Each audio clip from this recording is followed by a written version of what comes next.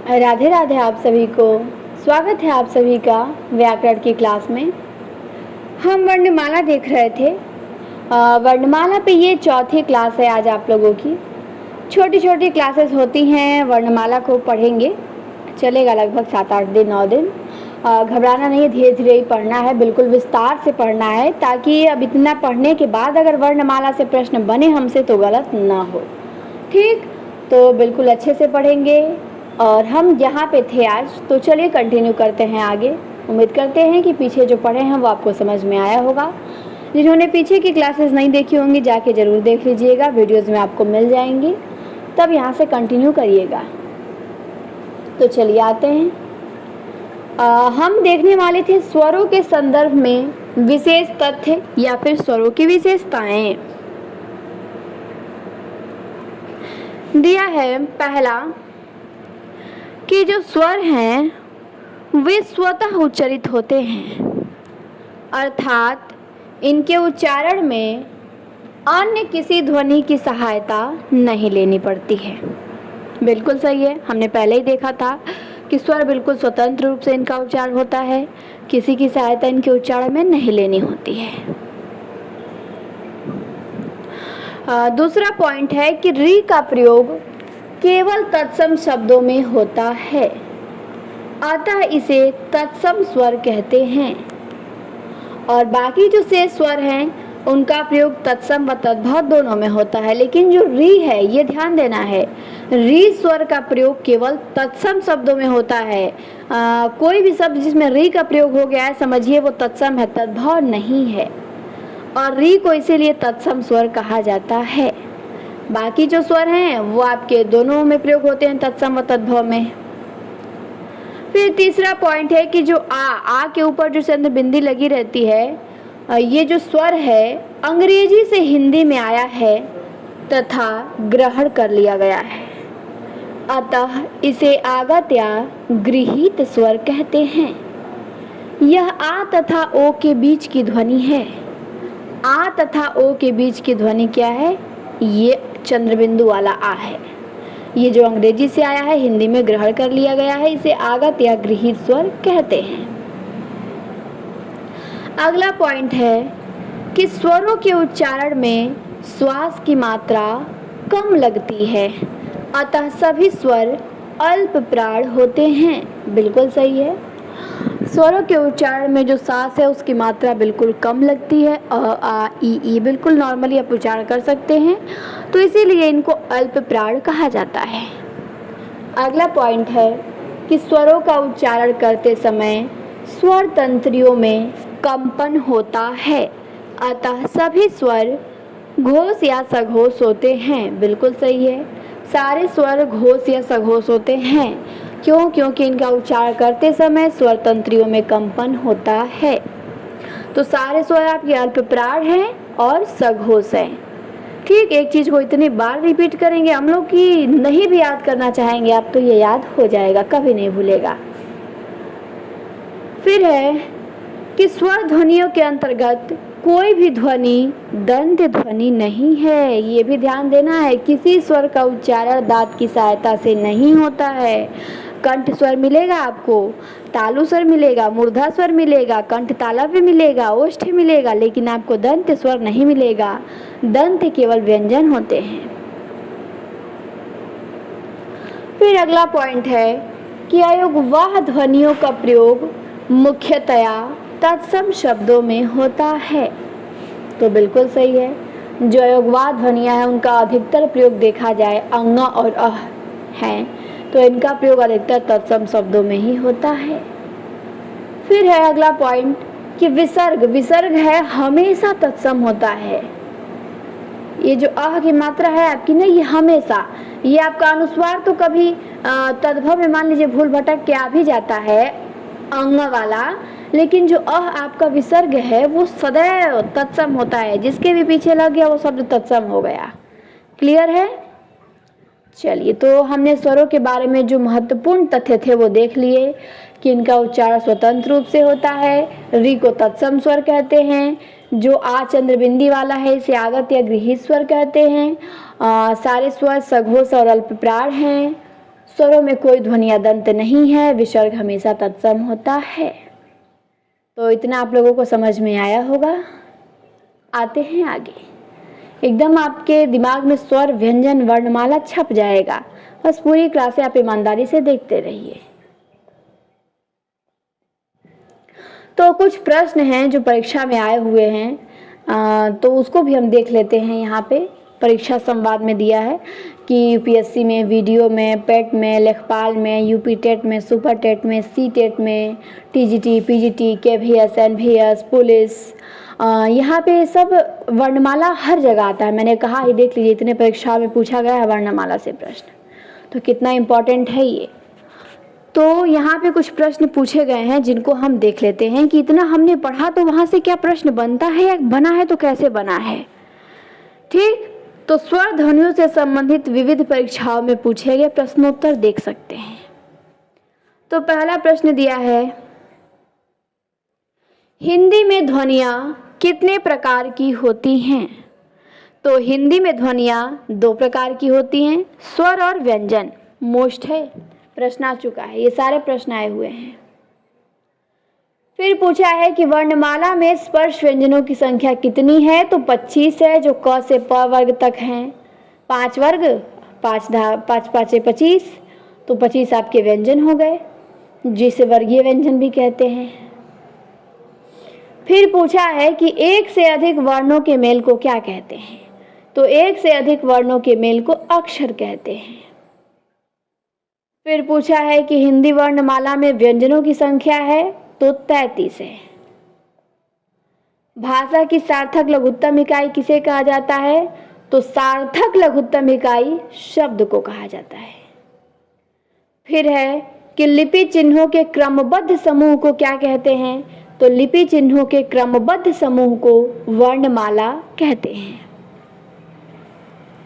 फिर next question पूछा है कि जिनका उच्चारण स्वतंत्रता से होता है और जो व्यंजन के उच्चारण में सहायक होते हैं उसे क्या कहते हैं? तो उसे स्वर कहते हैं। बिल्कुल आसान सा क्वेश्चन था। फिर अगला है कि हिंदी भाषा में हर्ष स्वरों की संख्या कितनी है? हर्ष वही आपके जिनके उच्चारण में 1 मात्रा का समय लगता है, जो मूल स्वर हैं वही आपके हर्ष स्वर हैं। इनकी संख्या 4 है, अ, ई, उ, री। फिर प्रश्न बना था दीर्घ स्वर कौन सा है? विकल्प दे दिया था, तो उसमें आ दीर्घ स्वर था। 3 ठो विकल्प रख दिया होगा, हर्ष स्वर का अ, ई, उ रख दिया होगा, चौथा आ रख दिया होगा। तो आ आपका दीर्घ स्वर है। क्यों दीर्घ स्वर है? क्योंकि 2 स्वरों के मिलने से बना है, इसमें 2 मात्रा का समय लगता है। फिर पूछा है दीर्घ स्वर है तो बड़ी ई भी आपका दीर्घ स्वर है, 2 छोटी ई से मिलके बना है। फिर ये भी पूछा है पेपर में कि कौन सा मूल दीर्घ स्वर है? तो मैंने बताया था कि जो मूल स्वरों के मिलने से बनते हैं उन्हें मूल दीर्घ स्वर कहते हैं। दीर्घ स्वर तो आपका ए ये भी है, ओ भी है दीर्घ स्वर, लेकिन वो मूल दीर्घ स्वर नहीं है।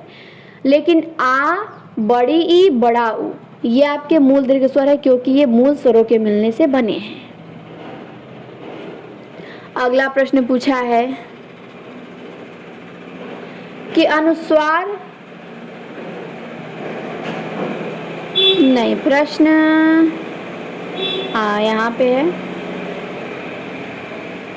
ऊपर प्लुत स्वर था उसे हमने देखना था, तो चलिए उसे हम देख लेते हैं, क्वेश्चन के बाद देख लिया जाएगा। ठीक, तो दिया है कि किस स्वर के उच्चारण में दीर्घ स्वर से भी अधिक समय लगता है? तो प्लुत स्वर के उच्चारण में हमने देखा कि स्वर होते हैं हर्ष, दीर्घ और प्लुत। तो हर्ष से बड़ा दीर्घ, दीर्घ से बड़ा प्लुत। दीर्घ में 2 मात्रा का समय लगता है, प्लुत में 3 मात्रा का समय लगता है। फिर है कि जीभ के भाग के आधार पर कौन सा स्वर के भेद अंतर्गत आएगा? तो जीभ के भाग के आधार पर हमने देखा था अग्र स्वर, मध्य स्वर, पश्च स्वर आते हैं। अग्र स्वर आपके ई हैं और मध्य स्वर अ है, बाकी आपके सब पश्च स्वर हैं। ठीक, तो ये जीभ के भाग के आधार पे स्वरों को बांटा गया है, अग्र स्वर, मध्य स्वर, पश्च स्वर। ई ए अग्र स्वर है, अ अकेले मध्य स्वर है, बाकी सब आपके पश्च स्वर हैं। फिर है कि मध्य स्वर कहते हैं तो मध्य स्वर अ को कहते हैं। फिर है कि भाषा की दृष्टि से ऊ किस प्रकार का स्वर है, तो ऊ पश्च समृद्ध स्वर है। ठीक, समृद्ध स्वर हमने देखा था पिछली क्लास में कि जिसका उच्चारण करते समय मुख बिल्कुल थोड़ा सा खुलता है उसे हम समृद्ध स्वर कहते हैं। यहाँ पे पश्च समृद्ध है तो पश्च समृद्ध भी हमें आगे देखने को मिलेगा। फिर है अर्ध विवृत स्वर है तो हमने देखा था ऐ आपका क्या है, ये अर्ध विवृत स्वर है। संयुक्त स्वर तो 4 आपके संयुक्त स्वर हैं, 2 अलग अलग स्वरों के जो मिलने से बने हैं वो संयुक्त स्वर हो जाते हैं, ए ऐ ओ औ।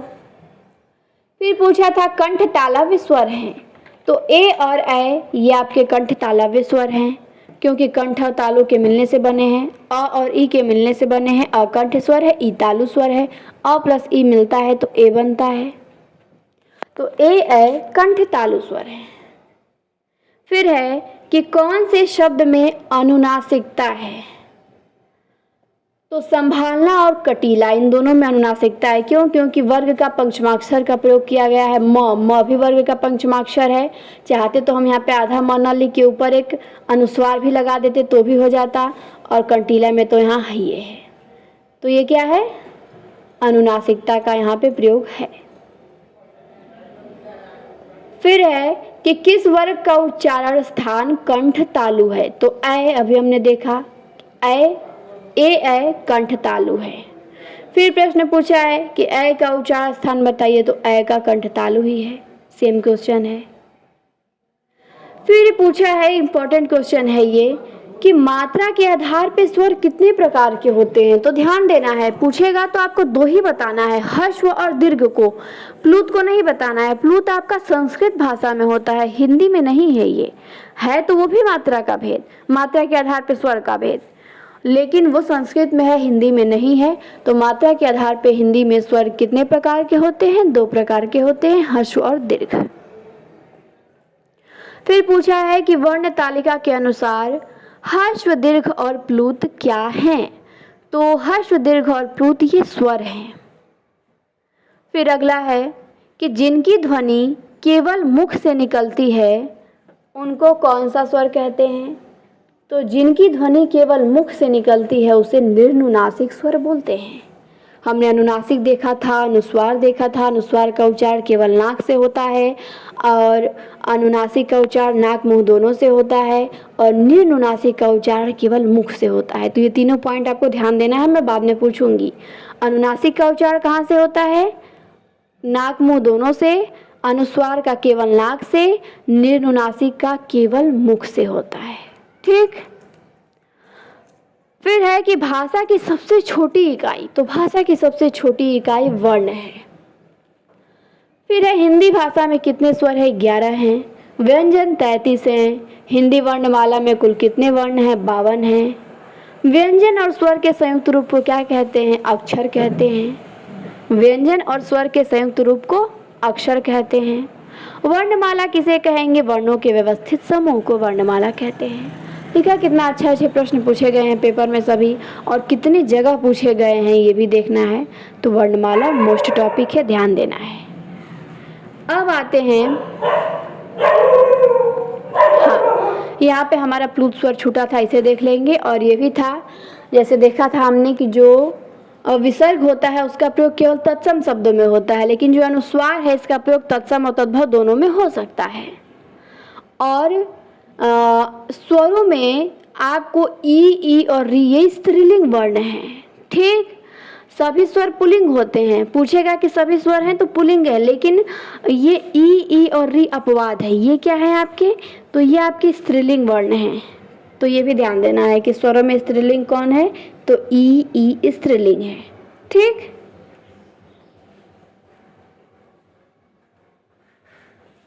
फिर है प्लुत स्वर, तो चलिए प्लुत स्वर को देख लेते हैं। हमने ह्रस्व स्वर को देखा, दीर्घ को देखा, अब प्लुत की बारी, प्लुत को देखते हैं। प्लुत स्वर संस्कृत भाषा में होते हैं, हिंदी में नहीं, जबकि विविध परीक्षाओं में बार बार पूछे गए हैं। हिंदी में सामान्यतः प्लुत स्वरों का प्रयोग नहीं होता, वैदिक भाषा एवं नाटक आदि का संवाद लिखते समय या पुकारने के संदर्भ में प्रयोग होता है। प्लुत स्वर के उच्चारण में दीर्घ स्वर से भी अधिक समय लगता है।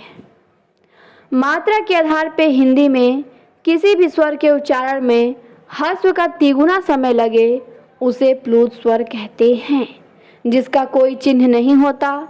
इसके लिए 3 का अंक लगाया जाता है, जैसे ओम लिखते समय लगाया जाता है।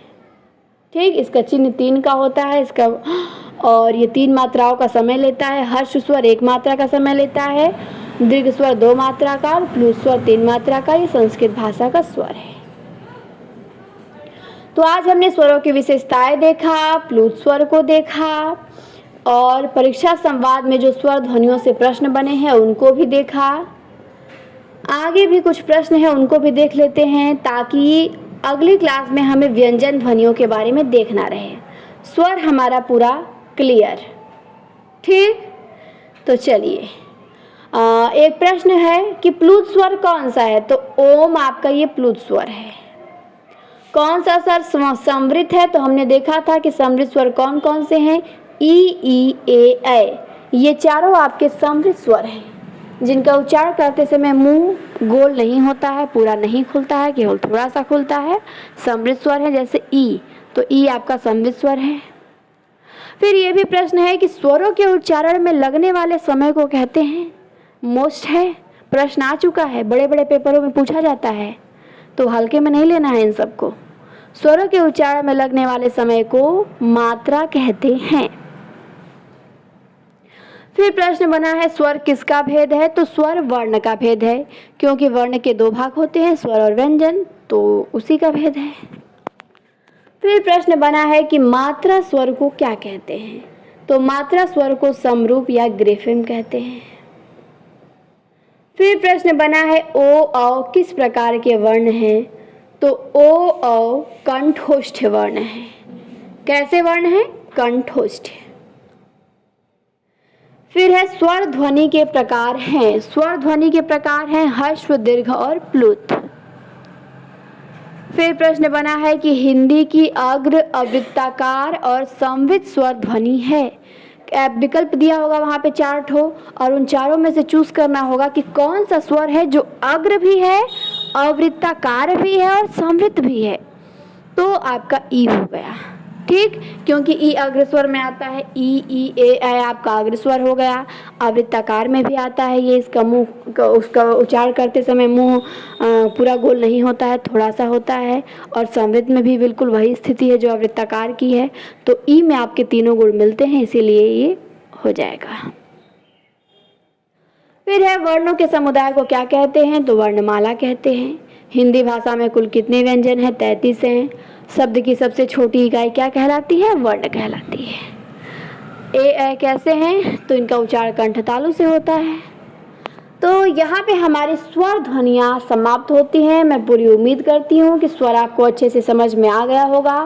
ह्रस्व, दीर्घ, प्लुत, मूल स्वर, संधि स्वर, संयुक्त स्वर, अवृत्ताकार स्वर, वृत्ताकार स्वर, अग्र स्वर, मध्य स्वर, पश्च स्वर, और फिर समृत, अर्धसमृत, विवृत, अर्धविवृत, ये आपको बिल्कुल क्लियर होने चाहिए। ठीक, न याद हो, न समझ है, क्लास को 2 बार देखिए, 3 बार देखिए, क्यों नहीं याद होगा। जिद करिए याद करने की।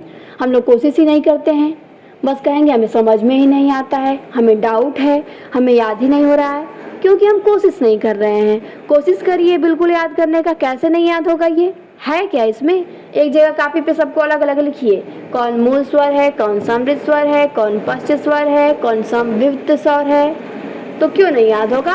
याद करने के लिए पहले आप ठानिए तो कि मुझे याद करना है, तो याद हो जाएगा। चलिए यहीं पे हम ब्रेक करते हैं, फिर मिलेंगे अगली क्लास में। अगली क्लास में हम देखेंगे व्यंजन ध्वनियों को। क्लास देखने के लिए आप सभी को बहुत बहुत धन्यवाद। क्लास कैसी लगी कमेंट में ज़रूर बताएं, और सभी के यहाँ शेयर करें, अधिक से अधिक चैनल को सब्सक्राइब भी करें। शुक्रिया।